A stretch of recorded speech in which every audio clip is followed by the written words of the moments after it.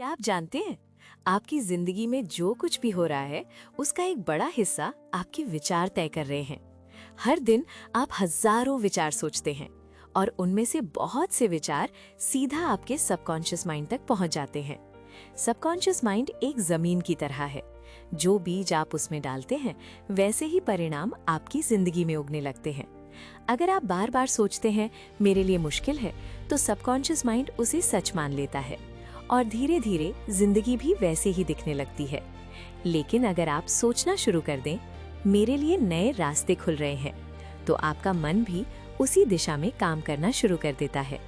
इसीलिए कहा जाता है आपकी जिंदगी आपके विचारों का प्रतिबिंब होती है। एक छोटा सा एग्जाम्पल समझिए। एक व्यक्ति था जो हर वक्त ये सोचता था कि उसके साथ हमेशा कमी ही होती है। उसके मन में बार बार एक ही विचार आता, मेरे लिए चीजें मुश्किल हैं। धीरे धीरे उसकी जिंदगी भी वैसी ही बनने लगी। मौके आते थे लेकिन निकल जाते थे। फिर एक दिन उसने अपनी सोच पर ध्यान देना शुरू किया। उसने एक नया संकल्प लिया। रोज सुबह वो एक विचार दोहराता, मेरे जीवन में नए मौके आ रहे हैं और मैं उन्हें पहचान रहा हूँ। शुरुआत में ये सिर्फ एक विचार था, लेकिन धीरे धीरे ये उसकी सोच बन गया।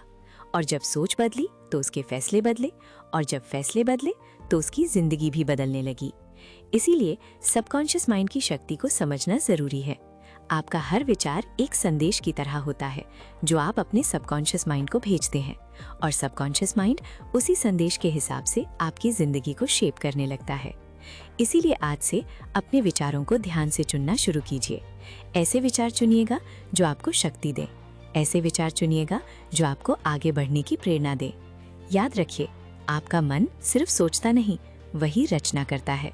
इसीलिए सोचिए जो आप जीना चाहते हैं, और धीरे धीरे आप देखेंगे आपकी जिंदगी भी उसी दिशा में बदलने लगी है। दिल से सोल तक।